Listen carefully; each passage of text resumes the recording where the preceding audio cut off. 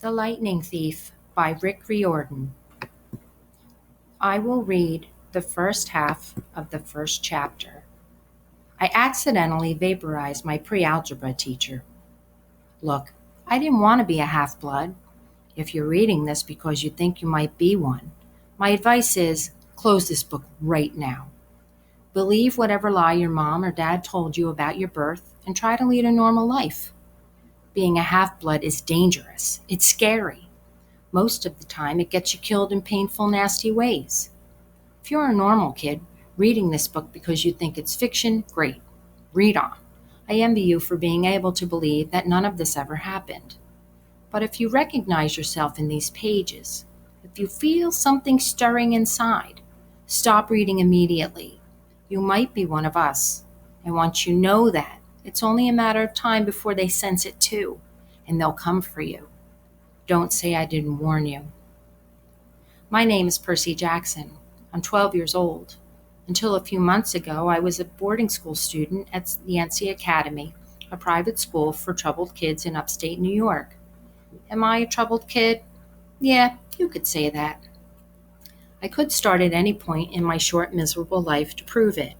But things really started going bad last May when our sixth grade class took a field trip to Manhattan. 28 mental case kids and 2 teachers on a yellow school bus heading to the Metropolitan Museum of Art to look at ancient Greek and Roman stuff. I know, it sounds like torture. Most Yancey field trips were. But Mr. Brunner, our Latin teacher, was leading this trip, so I had hopes. Mr. Brunner was this middle-aged guy in a motorized wheelchair. He had thinning hair and a scruffy beard, and a frayed tweed jacket which always smelled like coffee. You wouldn't think he'd be cool, but he told stories and jokes and let us play games in class. He also had this awesome collection of Roman armor and weapons, so he was the only teacher whose class didn't put me to sleep. I hoped the trip would be okay. At least, I hoped that for once I wouldn't get in trouble.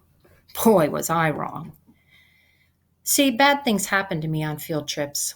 Like at my 5th grade school when we went to Saratoga Battlefield, I had this accident with a Revolutionary War cannon.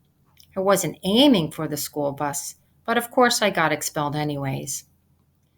And before that, at my 4th grade school, when we took a behind-the-scenes tour of the Marine World shark pool, I sort of hit the wrong lever on the catwalk, and our class took an unplanned swim.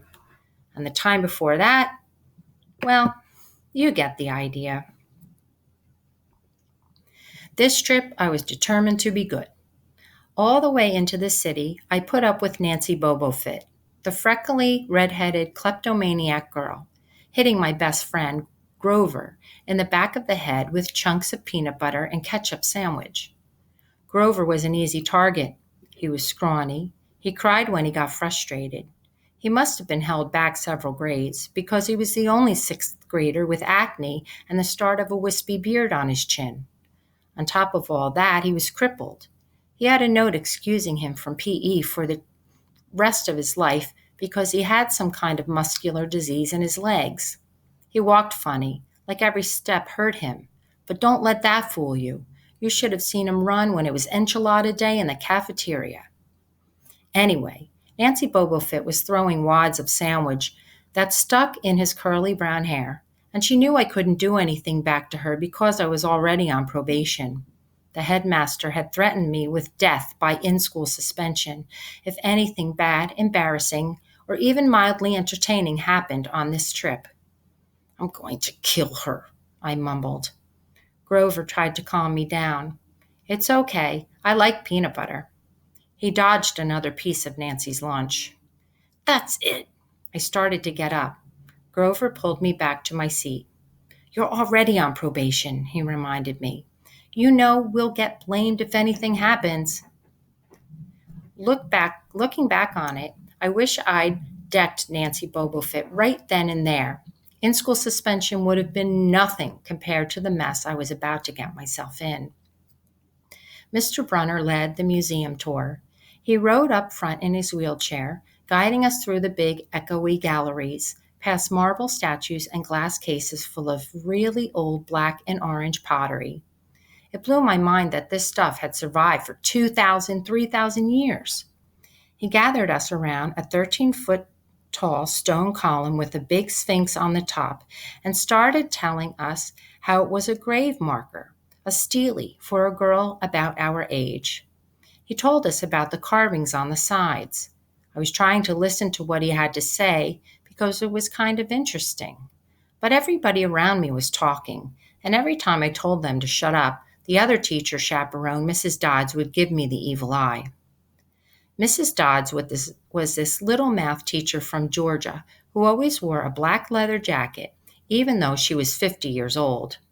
She looked mean enough to ride a Harley right into your locker. She had come to Yancey halfway through the year when our last math teacher had a nervous breakdown. From her first day, Mrs. Dodds loved Nancy Bobofit and figured I was devil spawn. She would point her crooked finger at me and say, "Now, honey," real sweet, and I knew I was going to get after-school detention for a month. One time, after she'd made me erase answers out of old math workbooks until midnight, I told Grover I didn't think Mrs. Dodds was human. He looked at me real serious and said, "You're absolutely right." Mr. Brunner kept talking about Greek funeral art. Finally, Nancy Bobofit snickered something about the naked guy on the stele, and I turned around and said, "Will you shut up?" It came out louder than I meant it to. The whole group laughed. Mr. Brunner stopped his story. "Mr. Jackson," he said, "did you have a comment?" My face was totally red. I said, "No, sir." Mr. Brunner pointed to one of the pictures on the stele. "Perhaps you'll tell us what this picture represents." I looked at the carving and felt a flash of relief because I actually recognized it. "That's Kronos eating his kids, right?" "Yes," Mr. Brunner said, obviously not satisfied. "And he did this because..." Well, I racked my brain to remember. Kronos was the king god and God? Mr. Brunner asked. Titan, I corrected myself. And he didn't trust his kids, who were the gods. So, Kronos ate them, right? Excuse me. But his wife hid baby Zeus and gave Kronos a rock to eat instead. And later, when Zeus grew up, he tricked his dad Kronos into barfing up his brothers and sisters. "Ew," said one of the girls behind me. And so there was this big fight between the gods and the Titans, I continued, and the gods won. Some snickers from the group. Behind me, Nancy Bobofit mumbled to a friend, "Like we're going to use this real life. Like it's going to say on our job application, please explain why Kronos ate his kids." "And why, Mr. Jackson," Brunner said, to paraphrase Miss Bobofit's excellent question, "does this matter in real life?" "Busted," Grover muttered. "Shut up," Nancy hissed, her face even brighter red than her hair. At least Nancy got packed, too. Mr. Brunner was the only one who ever caught her saying anything wrong. He had radar ears. I thought about his question and shrugged. "I don't know, sir." "I see." Mr. Brunner looked disappointed. "Well, half credit, Mr. Jackson. Zeus did, indeed, feed Kronos a mixture of mustard and wine, which made him disgorge his other 5 children, who, of course, being immortal gods, had been living and growing up completely undigested in the Titan's stomach. The gods defeated their father, sliced him in 2 pieces with his own scythe, and scattered his remains in Tartarus, the darkest part of the underworld. On that happy note, it's time for lunch. Mrs. Dodds, would you lead us back outside?" The class drifted off, the girls holding their stomachs, the guys pushing each other around and acting like doofuses. Grover and I were about to follow when Mr. Brunner said, "Mr. Jackson." I knew what was coming. I told Grover to keep going. Then I turned toward Mr. Brunner. "Sir?" Mr. Brunner had this look that wouldn't let you go. Intense brown eyes that could have been 1,000 years old and had seen everything. "You must learn the answer to my question," Mr. Brunner told me. "About the Titans?" "About real life and how your studies apply to it." "Oh." "What you learned from me," he said, "is vitally important. I expect you to treat it as such. I will accept only the best from you, Percy Jackson. I wanted to get angry. This guy pushed me so hard. I mean, sure, it was kind of cool on tournament days when he dressed up in a suit of Roman armor and shouted, "What ho!" and challenged us, sword point against chalk, to run to the board and name every Greek and Roman person who had ever lived, and their mother, and what god they worshipped. But Mr. Brunner expected me to be as good as everybody else, despite the fact that I have dyslexia and attention deficit disorder, and I had never made above a C minus in my life. No, he didn't expect me to be as good.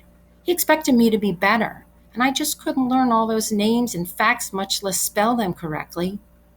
I mumbled something about trying harder while Mr. Brunner took one long, sad look at the Steely, like he'd been at his girl's funeral. He told me to go outside and eat my lunch. I hope you continue reading Percy Jackson and the Olympians, The Lightning Thief. It's a great book.